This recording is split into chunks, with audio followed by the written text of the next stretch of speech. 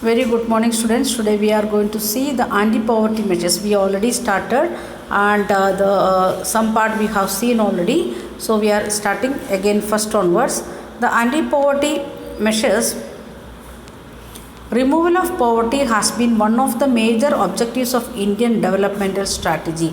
If India, Gandhiji said like that, if India want to become really independent, the people, each and every people, or we should get away from this discrimination and social problems like poverty and other things. Same way here it is saying like that, if we want to get the real development, or we want to remove all the poor people, or remove means not sending them outside. Instead of that, giving some taking some policies and program schemes like that, slowly the poor people can earn the livelihood how much they need for a day, like that something we want to do. So the current anti-poverty strategy of the government is based on hardly on two planks.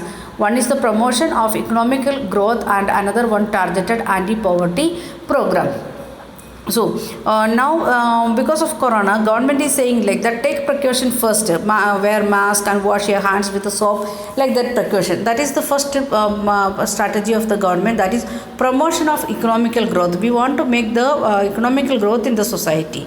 Then second one, it is the after getting disease, what we will do, we will go to hospital and hospitalize, taking the treatment. Same way the poor peoples are there, we know that one. That's why what we want to do, we want to target that people, and we want to make some special programs and scheme for them.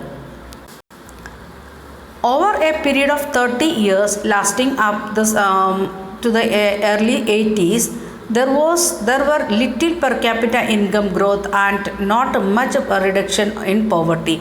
From 1950 to 1980, the per capita income was very low. Same way, the poverty reduction rate also was very low.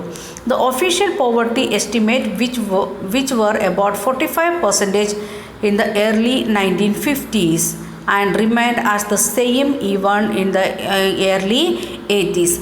When we just after independence, 1950s itself, we conducted a census survey. In that, how many people was under the poverty line? That was 45%. When we reached in 1980s, after we started our green revolution, then also the poverty level was equal in 45%. Since 80s, India's economical growth has been one of the fastest in the world. 1980s onwards, we can see the faster development of Indian economy.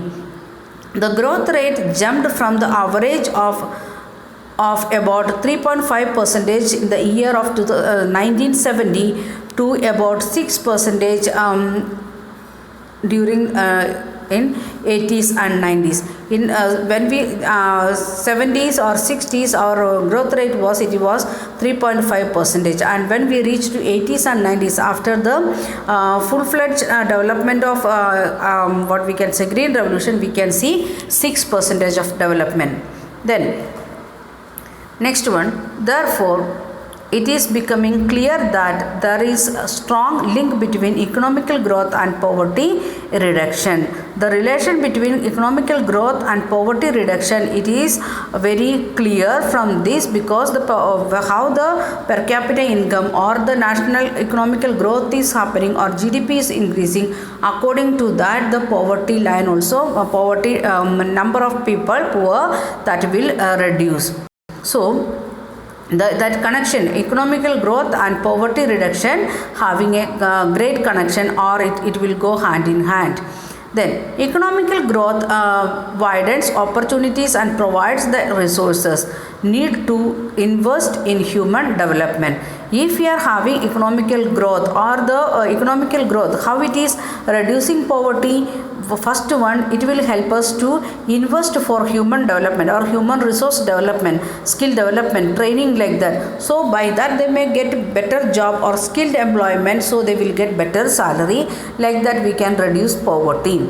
And this also encourage people to send their children, including the girl child, to school in the hope of getting better economical return from investing in education. Then parents slowly what they will do, if they are having the enough income per day, not extra, at least to solve their two-time meal like that, then they will think about to send their children to school, and by that what will happen, they will get a better job and better salary for next generation.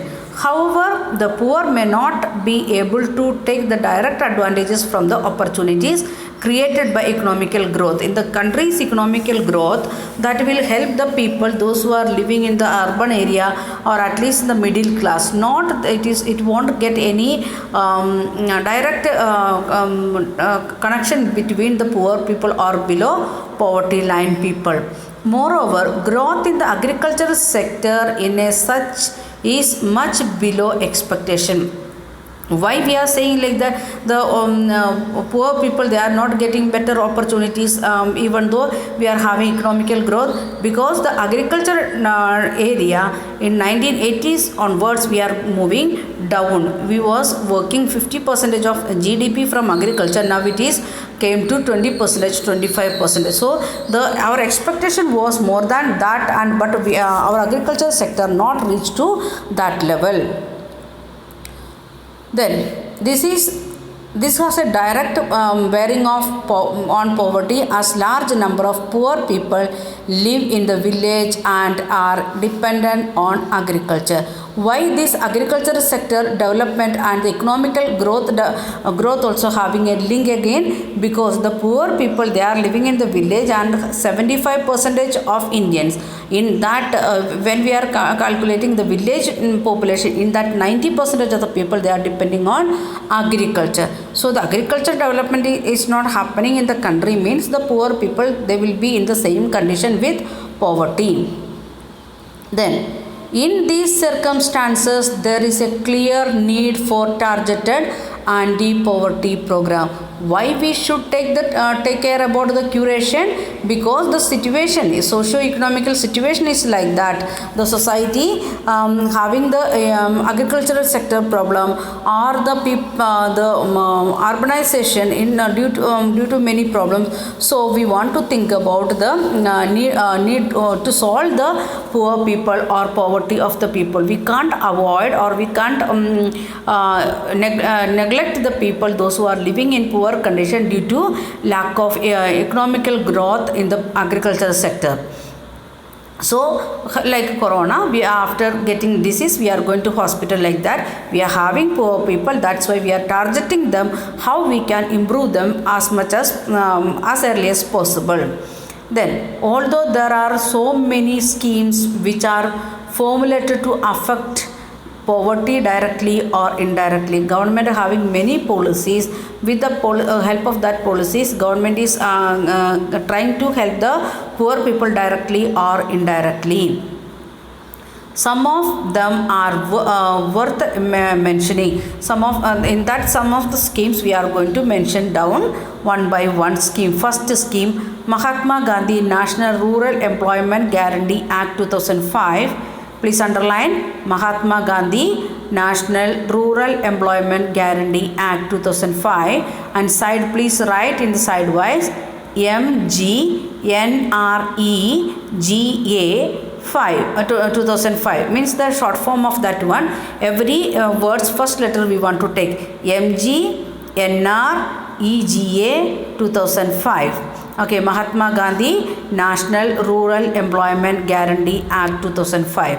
Then what is the aim of that act? Act aims to provide 100 days of wage employment to every household to ensure livelihood security in rural area.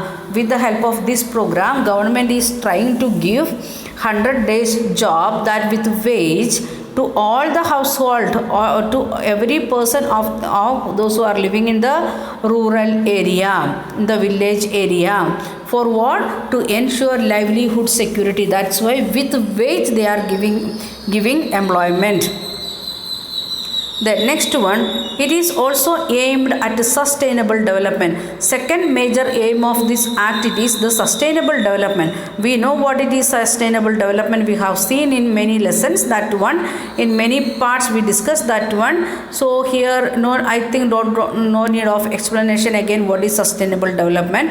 Then there, what is their aim? To address the causes of drought, deforestation and soil erosion. In the act, it is not directly affecting the anti-poverty elimination. Then also they are thinking like that. What all things? What are the reasons for drought, deforestation and soil erosion? Why it is having the link between this act and this policy? Because in the act it is saying that like that the giving the 100 days job, and in which area government can provide job opportunities to make the planting the trees, making the afforestation. For what? To reduce soil erosion. By that what will happen? The cause of drought we can solve one cause at least, because of the lack of rain wherever we are getting the problem of drought, that we can reduce.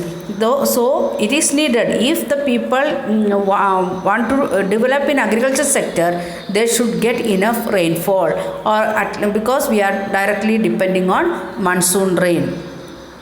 Then next point, 1/3 of the proposed job have been reserved for women. If there is 100 people for work, in that 33% should be ladies. That is compulsory in this act.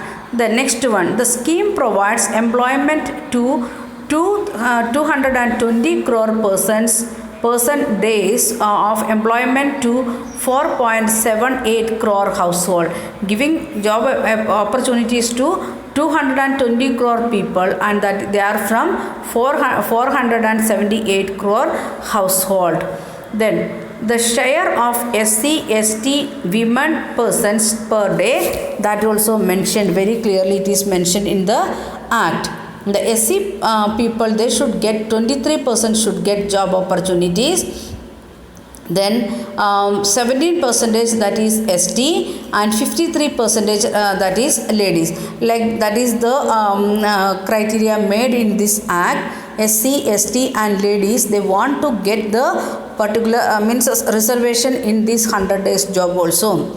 Then the average wage has been increased from 65 in 2006 to 132 in 2013 and 14. You will think like that by 132 rupees how they will live. That is the condition. Even though government they are not getting any job, so government is giving some job by giving a minimum money, we can say. At least if it is 200, they will get 6,000 per month. Somehow they can solve the problem of 2-time food, that is only rice and dal or chapati and dal, that only, not any non-veg, not proper tea or milk like that. Okay, then recently in the March 2008, the wage rate are unskilled manual workers has been revised. Those who are doing the farming work like that, unskilled workers, that is again revised, and it is that is according to state wise. Please underline all these things.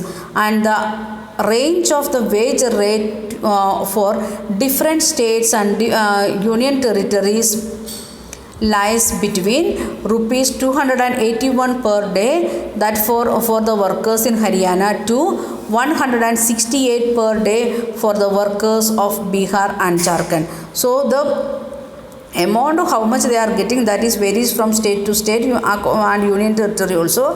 That Haryana people, they are getting 281 rupees, and Jharkhand, Bihar people, they are getting 168 rupees per day. All other states coming in between. Then okay, we will continue in next video.